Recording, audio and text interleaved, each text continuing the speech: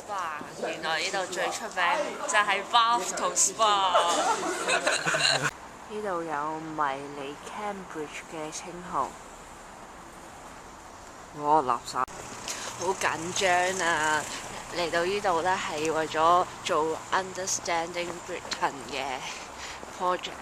咁嚟到呢度係拍片同埋介紹呢度最出名嘅嘢。咁咧好緊張啊！我唔知自己緊張啲乜嘢，但係我諗係開頭白嚟嘅。我哋做嘅 topic 咧就係關於愛情。咁就係諗住介紹啲遊客咧嚟到 Bath 咧就去拍拖啊、談下戀愛咁樣嘅。本來我就覺得好夾硬嚟，但係嚟到呢度真係發覺好多情侶 forever alone。我而家入去打一個好重要嘅電話。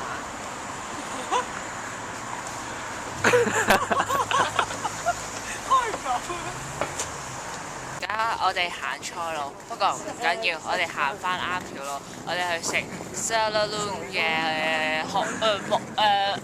麵包係 shine bright like a diamond。Hey hi， Bath 咧好多嘅建築物咧嘅外牆嘅顏色咧都係一樣嘅，連警察局都係嘅。好似平時嘅英國嘅地方咁啦，佢哋都會有一座好靚嘅教堂嘅。港女啲講，我好想喺度結婚啊！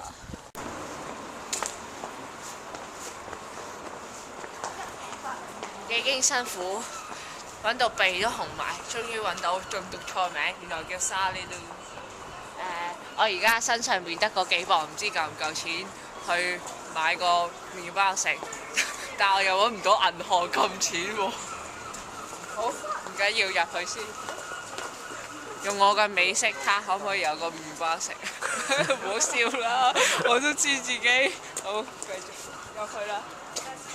幾經辛苦，等咗一陣，終於排到隊。到而家我都唔識點樣讀呢個名，不過唔算，我入去食好嘢。終於嚟到 Sally Lou， 都唔知點樣讀。香港人咧都成日求咁其咁樣噏啲名牌名㗎啦。咁咧嗌咗一個英式嘅 quick lunch， 咁就有糖啦、有奶啦、有咖啡嘅。因為我真係好眼瞓，今朝好早起身。而家我同啲朋友等緊開餐，佢哋就發揮香港人嘅本色，個個咧都係玩緊 Candy Crush 同埋打機嘅。唉 ，Forever alone， 因為我唔記得帶電話，唔係我一早就玩 Candy Crush 啦。哇！好開心啊！等咗好耐，終於有嘢食啦！等到咖啡都凍埋啊！你睇下嗱，我食咧就係chicken 同 bacon， 跟住咧就有三文魚，跟住就有 beef， 跟住仲有一個唔知乜嘢嚟嘅。好啦，我唔客氣啦。Hello， 而家咧啱啱食完個 lunch 咧，就準備咧就去參觀啦。小心後邊有人。好。嗱，呢個咧就係咪修道院啊？係呢個修道院，我哋咧準備咧就入去羅馬浴場，去羅馬浴場度唔係浸浴嘅，就係參觀。咁咧呢度有人拉小提琴，英國咧好普遍嘅，其實街頭表演。咁咧係啦，我哋準備入羅馬浴場啦 ，yes！ 而家就喺俾咗11磅啦，就入咗嚟羅馬浴場啦，諗住係睇羅馬人沐浴㗎啦，點知係原來冇人沐浴㗎啦。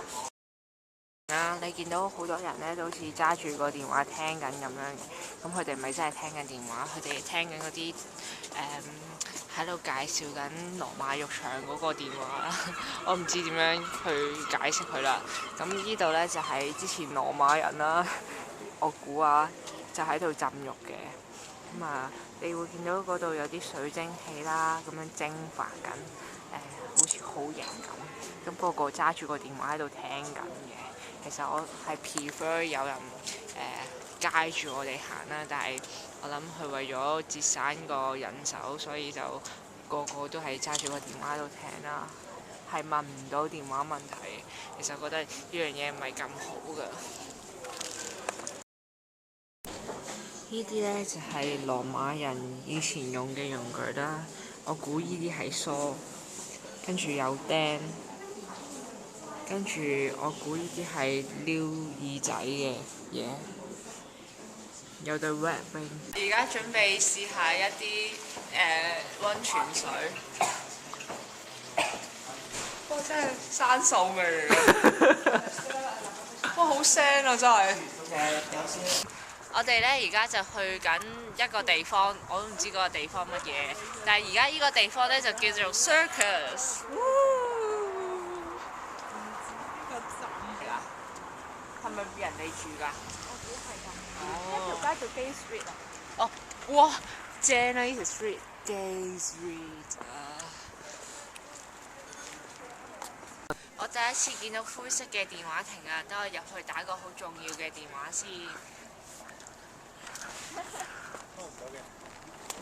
開唔到喎！因為你如果唔係電話亭已經壞晒。係喎，原來係假嘅電話亭點嚇？喂！哇！呢度真係好靚，真係唔係講笑，成個仙樂飄飄樹樹咁。去過英國部分嘅地方 ，Winchester 啦，仲有呢度 Bath 啦，我見過咁多個糖果店咧，呢間最靚，我哋入去睇下，係齋睇嘅啫。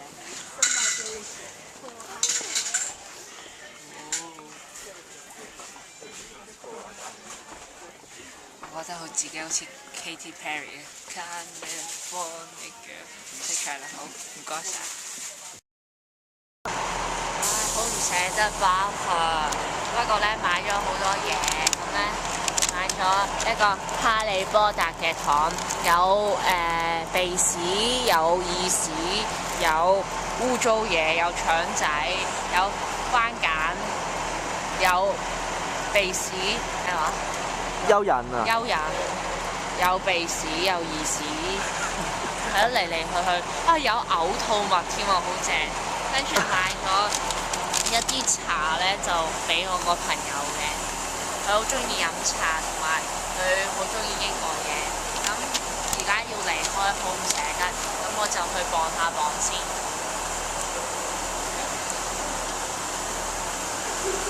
你睇下，我嚟咗英國咁耐。都係1磅咋。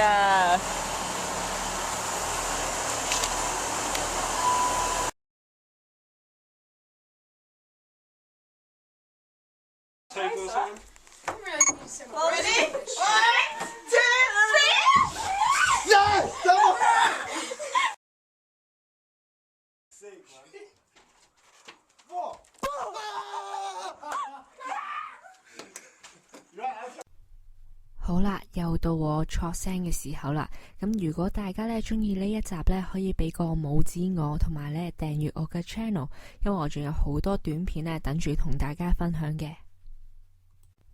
咁最近我就開咗一個 Facebook page 啦。咁如果大家重口味嘅，就可以 like 呢個 page， 咁你就會定期咧睇到一啲性感嘅相啦，同埋一啲感性嘅 status 嘅。上集賀年送 postcard 嘅答案就係8次，好似係。如果你答堅尼米娜呢，我就係當你啱一半。